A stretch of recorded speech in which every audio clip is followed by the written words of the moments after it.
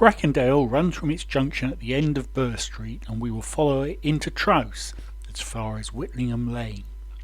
Let's begin with a mystery. Why these houses, the first one on the northeastern side of Bracondale, are numbered 3 and 5. What happened to number 1? Next door to the left we see part of the city wall and a small park area. Looking at the city wall from Burr Street looks like this, and this part of the wall actually enclosed the building and formed the north wall of the Richmond Hill Tavern, a pub dating from 1822, closing in 1930 and being demolished sometime before 1971 when the park was established. So this pub was number 1 Bracondale. Behind it and the adjacent houses between here and Carrow Hill historically were Richmond Hill Pleasure Gardens, also known as the Wilderness, running down towards the river. Looking from Bracondale into Carrow Hill, we see the city wall, which formed a boundary for the Wilderness, together with what it looked like in 1934. Just beyond Carrow Hill is Old School Court, the old school in question being Bracondale School, which ran from 1821 until 1993, this picture dating from 1988. A little further along on the opposite side, Milverton Road was once called Mill Lane and led to a windmill seen here in 1855. It had been built in 1829 and was demolished around 1890. Looking into the city currently looks like this, with the equivalent view from 1934 showing tram tracks being removed. More about trams later. Icehouse Lane runs off Bracondale, and this is number 1, seen here in 1984.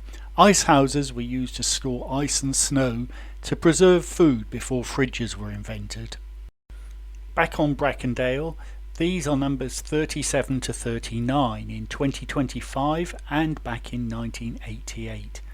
Numbers 53 to 57 are largely hidden, but can be seen more clearly in this 1987 photo. Across the road, this is Bracondale Manor House, a Grade 2 star listed building dating from before 1632 and seen here in 1937. This is Tower House, dating from the late 18th century, this photo being from 1937. Behind it, and predating it by some 150 years, is Bracondale Tower. The use of the tower is unknown, but it may have been a hunting lodge. This photo dates from 1962. This is number 60 Bracondale in 2025 and in 1937, and this is opposite an area on the corner of Bracondale and King Street which forms the gardens to 59 to 61 Bracondale and was formerly a pit used for the extraction of marl. These photos looking down into the pit cannot do its depth justice.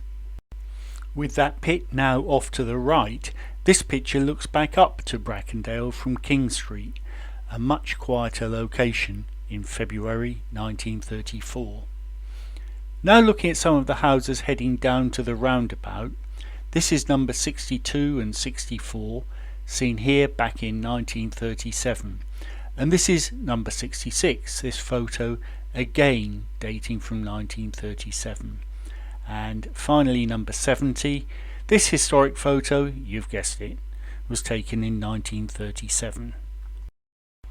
Can you make out what is hidden behind these trees?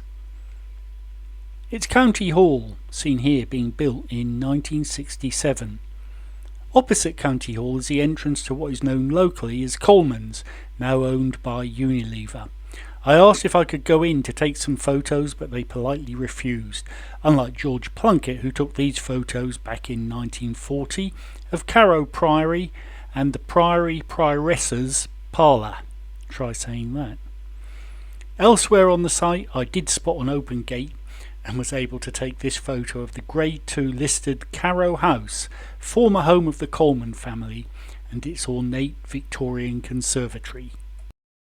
Back on Bracondale, this is a bus stop, of interest because it had previously been the terminus for a tram route seen here in 1934.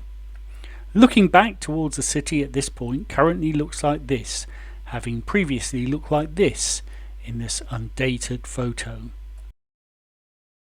Next to this is one of the city's fire stations, previously the Pineapple Pub, once a railway hotel dating from the 1850s, just after Trowse station had opened. Here is Trowse station, briefly the original termination for trains coming to Norwich because of problems getting over the River Wensum. It has closed and reopened several times, most recently in March 1986, when Norwich station was closed for electrification works. Nearby is Trowse sewage pumping station, built around 1869 to remove human waste from the river. This is the west side of the river bridge, seen in 1934, and a similar view from 1912, when the city was hit by floods.